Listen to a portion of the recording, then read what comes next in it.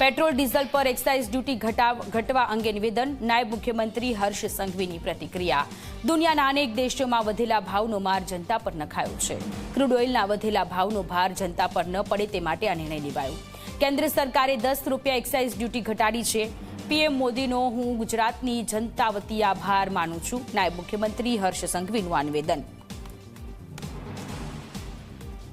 યશસ્વી વડાપ્રધાન શ્રી નરેન્દ્રભાઈ મોદીજીને મારા રાજ્યના સૌ નાગરિકો વતી એમનો આભાર માનવા માંગુ છું।